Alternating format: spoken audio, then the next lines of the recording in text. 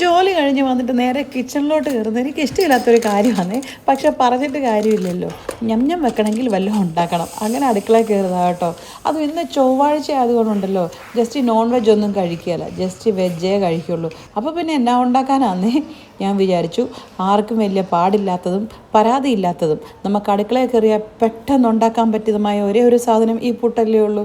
അത് മാത്രമല്ലേ, നമ്മൾ ബ്രേക്ക്ഫാസ്റ്റിന് സാധാരണ രാവിലെ പുട്ട് ഉണ്ടാക്കാറില്ല. കാരണം എന്താണെന്ന് വെച്ചാൽ കൊച്ചിനത് സ്കൂളിൽ കൊടുത്തു വിടാൻ കൊള്ളത്തില്ല, ഭയങ്കരമായിട്ട് ഡ്രൈ ആയി പോവുക. അതുകൊണ്ട് തന്നെ നമ്മുടെ ബ്രേക്ക്ഫാസ്റ്റ് മെനുവിൽ ഇല്ലാത്തൊരു സാധനമാണ് പുട്ട് കേട്ടോ. സ്കൂളുള്ളപ്പം പുട്ട് ഉണ്ടാക്കുന്നിടയ്ക്ക് എനിക്ക് ഭയങ്കരമായിട്ട് വിശന്നു. അപ്പം ഞാൻ നോക്കിയപ്പോൾ അവിടെ കുറച്ച് കപ്പളങ്ങ ഇരിപ്പുണ്ടായിരുന്നേ. കുറച്ചല്ല, ഒരു കപ്പളങ്ങ. അതിനെ ഞാൻ മാത്രമേ കഴിക്കുകയുള്ളൂ.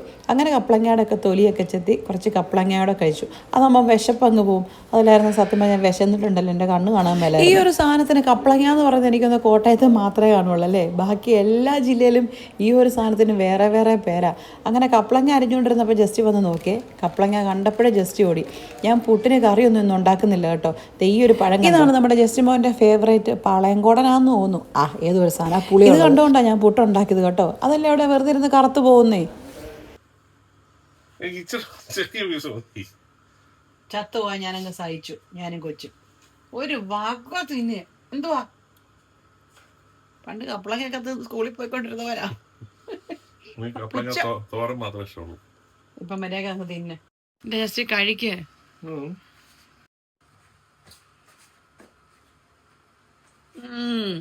ഈ പഴം എന്തിനു വാങ്ങിച്ചു വെച്ചേക്കുന്ന?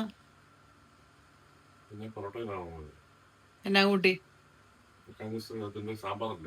ജോലി കഴിഞ്ഞ് വന്നത്, നീയും ജോലി കഴിഞ്ഞ് വന്നത്. ഞാനോ ഒരു അരമണിക്കൂർ നേരത്തെ വന്നു, അത്രയല്ലേ ഉള്ളൂ.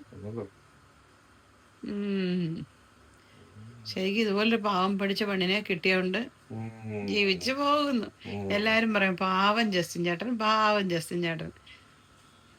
ഒന്നും മിണ്ടാത്തൊരു പാവം. ശരിക്കും ഈ കൊലകൊലകൊലോന്ന് വാചോടിക്കുന്ന പെൺകുട്ടികളെല്ലാം പാവങ്ങളാ. വാചോടി മാത്രമേ ഉള്ളൂ.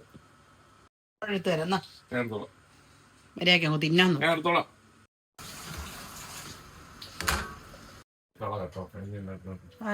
ഞാൻ കഴിച്ചോളാം.